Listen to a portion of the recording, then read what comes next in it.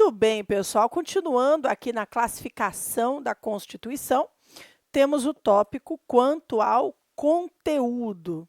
Aqui, as constituições são divididas nesses dois grupos: constituições materiais e constituições formais. As constituições materiais são aquelas em que se reconhece como Constituição aquilo que dispõe sobre assunto essencialmente constitucional, esteja ou não no texto de uma Constituição escrita. Então, aqui nós temos, por exemplo, se considerando como Constituição a estrutura do Estado, a sua forma, a repartição de atribuições. Aqui como exemplos, em rol meramente exemplificativo mesmo, tá? Sem taxatividade. Aqui temos a teoria dos poderes.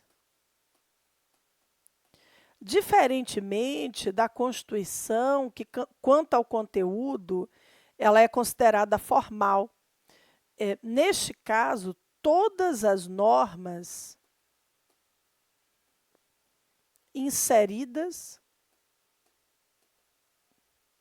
no texto da Constituição são consideradas constitucionais, independentemente de versarem ou não sobre temas essencialmente constitucionais. Essas constituições formais, elas são consideradas, turma, também constituições escritas, né? As formais são constituições escritas. Por exemplo, quando a Constituição de 88 afirma que o colégio Pedro II, localizado no município do Rio de Janeiro, ficará situado sob a órbita federal. Essa não é uma norma considerada por muitos essencialmente constitucional, mas ela, né, faz parte da nossa Constituição e tudo aquilo que está inserido no texto constitucional, pela classificação formal da Constituição, é Constituição.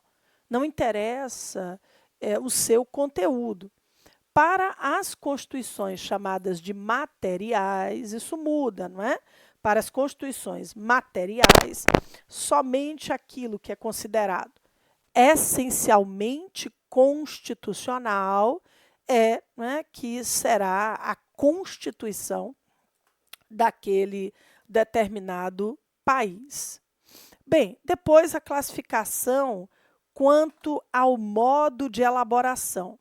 Aqui nós temos as constituições divididas entre dogmáticas ou sistemáticas e as constituições ainda históricas, como eu coloquei aqui para vocês. As constituições dogmáticas, pessoal, são constituições atuais, são constituições momentâneas, elas são criadas de acordo com o que existe, né, naquele país, naquele determinado momento. Ou seja, são constituições, via de regra, escritas, criadas em uma ocasião determinada, por um órgão competente, retratando os valores, né, orientadores da sociedade naquele momento de sua criação. Então, por exemplo, a Constituição do Império estava repleta de dogmas imperiais. A Constituição republicana, repleta de dogmas republicanos. A histórica é normalmente uma Constituição não escrita, e ela se constrói aos poucos, em um processo, né, mais lento, o produto, não é, dos valores, da história de um determinado país. Aí se diz, minha gente, que essa Constituição histórica ela é considerada mais duradoura, não é? Já que ela não tem um compromisso específico com uma determinada época, com um determinado momento. As dogmáticas elas são escritas, porque uma vez que haja uma mudança, não é, naquele país, provavelmente teremos uma nova Constituição. A histórica ela acaba sendo mais estável, ela acaba durando mais tempo, porque ela é fruto da vida, né, daquele povo, daquele país, e não de momento específico. Depois nós temos uma das classificações aqui mais importantes, né, quanto à alterabilidade, quanto ao processo de mudança da Constituição. Bem, a Constituição flexível é aquela que pode ser alterada facilmente pelo mesmo processo legislativo de criação das demais leis produzidas no país. Então, não há nenhuma proteção maior ao texto da Constituição. O mesmo processo legislativo ordinário existente para a criação, né, das normas infraconstitucionais é o processo adotado para a mudança da Constituição. Bem, a Constituição chamada, por sua vez, de semirrígida ou de semiflexível, é aquela em que há um processo misto de alteração.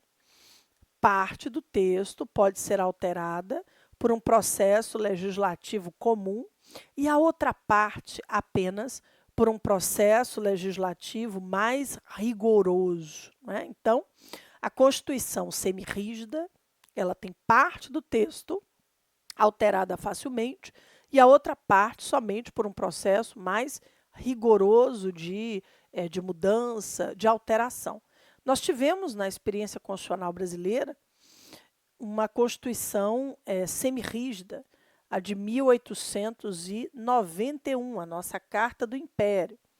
No seu artigo 178, o texto dizia que aquilo que dispusesse sobre assunto essencialmente constitucional, a decisão política fundamental, só poderia ser alterado por emenda, por um processo mais rigoroso.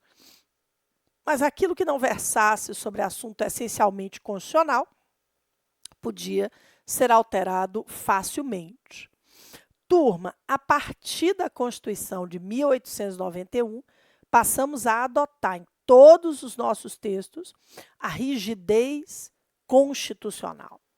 Bem, a gente sabe que essa rigidez está muito clara no artigo 60 da Constituição.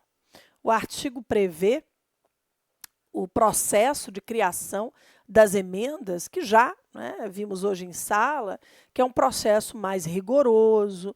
A proposta de emenda passa por 2 turnos de votação em cada casa do Congresso. Precisa receber em cada um desses turnos pelo menos 3/5 dos votos dos respectivos membros. Essa rigidez está presente no artigo 60 da nossa Lei Maior. Bem, uma Constituição fixa é aquela que só pode ser alterada pelo mesmo processo da sua criação.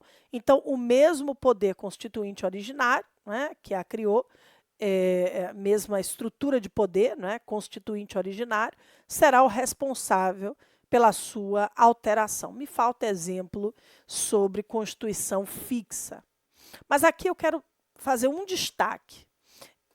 A grande maioria dos autores em nosso país, dos doutrinadores do direito constitucional, consideram, de fato, a Constituição de 88 uma Constituição rígida. Essa é, de fato, a teoria majoritária aqui, com relação à classificação quanto à alterabilidade do texto.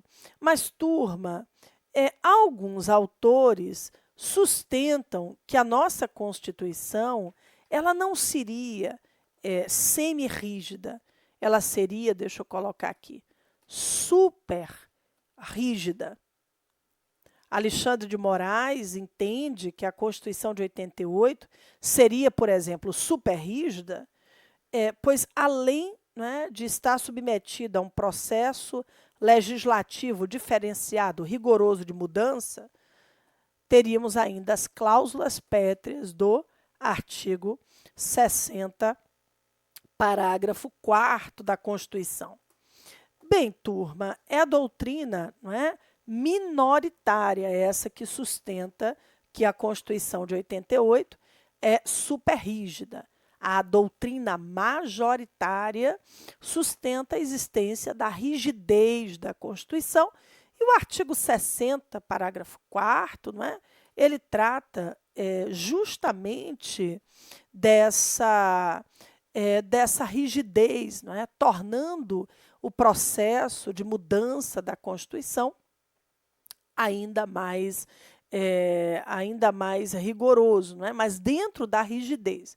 Então, a gente encontra em prova, não é, a classificação da Constituição de 88 como rígida, sem dúvidas, a classificação principal, mas, não é, a gente ainda pode encontrar a classificação da superrigidez. Então, vocês saibam que existem essas duas formas, uma majoritária, uma minoritária, que não estarão em oposição, né, numa questão de prova, porque não faz muito sentido.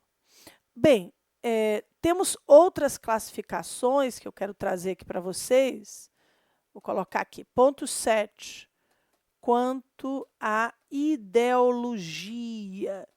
Quanto à ideologia, turma, nós temos constituições chamadas de ortodoxas e constituições ecléticas. Bem, quanto à sua ideologia, o que é uma constituição ortodoxa? É uma constituição que não prevê a possibilidade de muitas liberdades, de muitas linhas de pensamento. É uma constituição, não é, fechada a um único pensamento, a uma única ideologia. Bem, as constituições de países mais democráticos são constituições, via de regra, turma, ecléticas, não é? Constituições que admitem várias ideologias, que são marcadas pela liberdade, não é? Como sabemos, não é, ser o caso da Constituição de 1988. Bem, outra classificação, vamos colocar aqui, essa é um pouco controvertida na doutrina, mas ela foi desenvolvida pelo alemão Karl Loewenstein, não é? Significa quanto à correspondência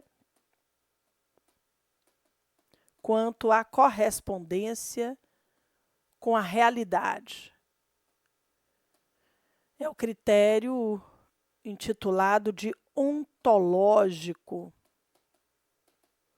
da Constituição. Bem, prestem bastante atenção. O propósito dessa classificação é verificar se a Constituição ela está em conformidade ou não com a realidade do país, se ela conseguiu, né, atingir a realidade do país. Bem, nós temos 3 classificações. A chamada de normativa, a Constituição nominativa, também chamada de nominalista ou nominal, e ainda a Constituição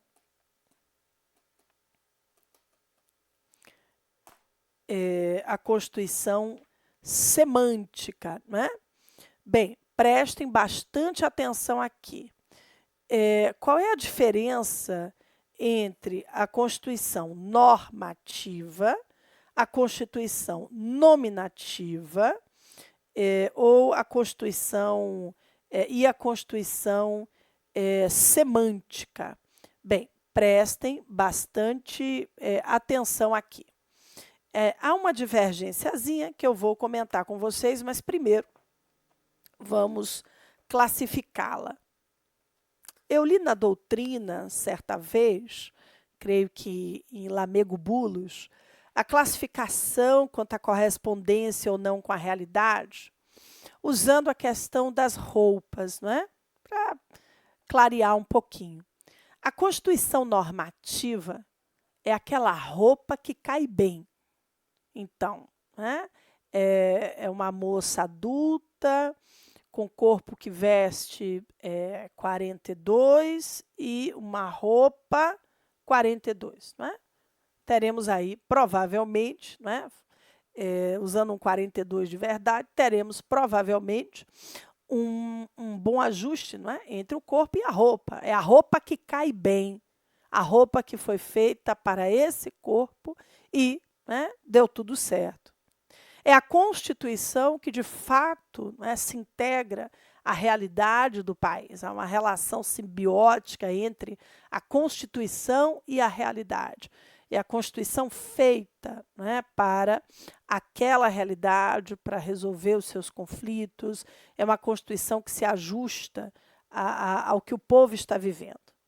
Bem, a Constituição, chamada, por sua vez, de nominativa, nominalista ou nominal, é aquela roupa que vai cair bem. Ela ainda não cai, né? A moça compra uma roupa tamanho 42, mas está vestindo 44, 46. Ela acha que aquela roupa realmente foi feita para ela, e é verdade, mas ela, né, vai ver quando é que isso vai acontecer, né? Porque não há um ajuste perfeito entre a roupa e, né, o corpo daquela pessoa. É a roupa que ainda não cai bem. Ela vai cair bem? Vai. Né? Mas ela ainda não cai bem. A roupa foi feita para essa moça, ela quer muito vestir essa roupa, então, né, vai tratar de se organizar para que isso aconteça. A roupa foi feita para ela comprou a roupa, ela quer vestir a roupa, então ela vai trabalhar para que isso aconteça. É o caso da Constituição nominativa, nominalista ou nominal. E sem dúvidas, né? Aliás, tem dúvidas porque a doutrina é divergente quanto a isso, mas na minha opinião, essa é a classificação da Constituição de 88. Ela foi feita para esse país. Ela foi feita, né, para devolver o Brasil aos seus brasileiros, restaurar a fé e a esperança em dias melhores, mas convenhamos que ainda há uma ponte entre o que diz a Constituição e o que a gente vivencia. Eu falei mais cedo sobre saúde, educação, cujos textos na Constituição são maravilhosos, não é? Saúde é direito de todos e dever do Estado. Bem, sabemos que a saúde pública ela está bem aquém do status a ela dedicado na Constituição. O mesmo ocorre com a educação pública. A gente ainda não conseguiu atingir um grau de qualidade fundamental, né, na educação brasileira. Então, citei apenas 2 exemplos, mas são muitos. Né? Há uma ponte entre o que diz o texto e o que nós vivemos na realidade. Flávia, mas eu devo me preocupar com essa classificação, porque tem alguns autores que sustentam que ela é normativa, outros, e é nesse grupo que eu me encaixo, não é? Que ela é nominativa ou nominalista. Vejam, numa prova objetiva, a chance de sermos cobrados sobre questões doutrinárias não pacíficas é muito baixa, porque, afinal de contas, né, teremos a possibilidade de recurso, caso a banca indique que a Constituição de 88 é normativa ou nominativa, né, teremos sim alguma divergência e possibilidade de anulação. Agora, vejam, a Constituição semântica, ela não foi feita para esse corpo. É uma mulher adulta que compra uma roupa de criança. Aí, né? A Constituição Semântica não foi feita para esse país. A Constituição Semântica não tinha como objetivo, né, atender à realidade do país. É um projeto de poder.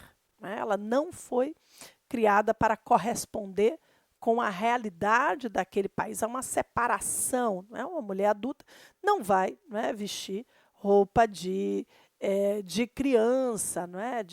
Enfim, de uma criança bem pequena, porque não tem como combinar, né, esse corpo e aquela roupa. Então, turma, a gente tem essa divergência quanto à correspondência ou não com a realidade entre a Constituição de 88 ser uma Constituição normativa ou, né, a Constituição nominativa, mas eu já disse a vocês, né, que na minha interpretação estamos diante de uma Constituição nominativa. Bem, ainda temos uma outra classificação que eu quero tratar aqui com vocês, que é a classificação quanto ao local, né? É uma classificação quanto ao local da decretação. Deixa eu colocar aqui. Quanto ao local da decretação da Constituição. Nós temos dois grupos, a heteroconstituição, também chamada de Constituição heterônoma. Então, a heteroconstituição, também chamada de Constituição heterônoma, e temos a autoconstituição. A autoconstituição também é chamada de autônoma, gente. É a Constituição elaborada dentro do próprio Estado que irá estruturar, né, normativamente, e reger. As constituições, em sua grande maioria, são constituições autônomas ou autoconstituições feitas, né, pelo próprio país para vigorar nele.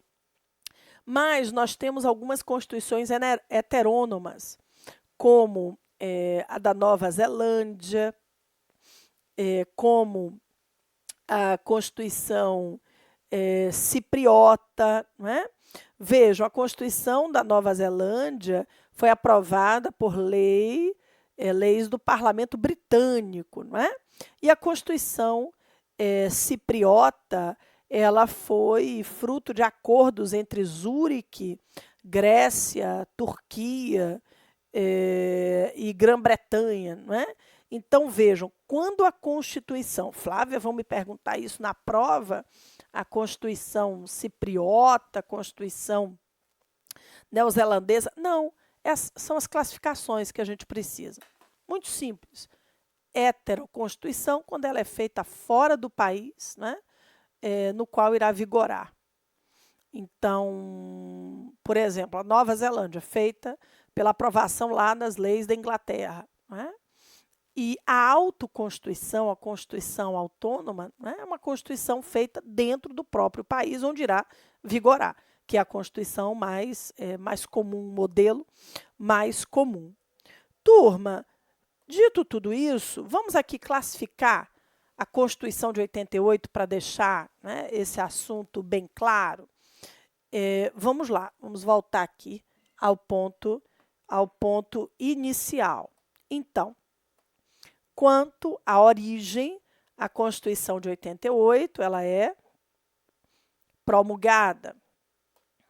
Quanto à forma, ela é escrita ou instrumental.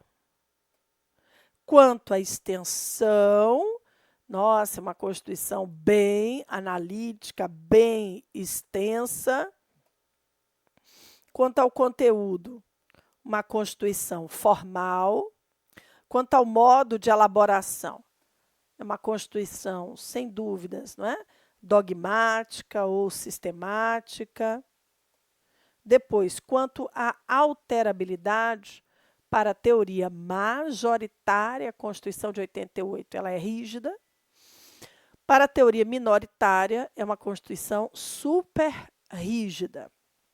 Depois, quanto à ideologia, a Constituição de 88 é uma Constituição eclética, é uma Constituição embasada, não é, na liberdade. Quanto à correspondência ou não com a realidade, na minha classificação, na minha interpretação, né, ela é uma Constituição nominativa. Na interpretação de outros autores, é normativa. Depois, quanto ao local da decretação, estamos diante, claramente, de uma autoconstituição. Meus queridos, minhas queridas, hoje nós vimos essa parte inicial, né, de estrutura da Constituição, o poder de reforma do texto, mutação constitucional, eficácia e aplicabilidade das normas da Constituição, as classificações principais. O que eu sugiro que vocês façam até o próximo encontro? Que releiam esses temas que foram trabalhados na aula de hoje. Não são difíceis, mas a gente faz aqui uma boa revisão, uma boa leitura antes de partir para o próximo encontro, tá certo? Eu conto com vocês. Nós vamos aqui criar bases sólidas, né? Fazer uma boa caminhada para a prova da aprovação. Então, peço que estejam sempre muito envolvidos, não é, com as explicações, que tirem as suas dúvidas, que não acumulem perguntas. E eu tenho certeza de que teremos, não é, em breve uma prova para a qual vocês estarão muito bem preparados. Um abraço muito carinhoso e até breve.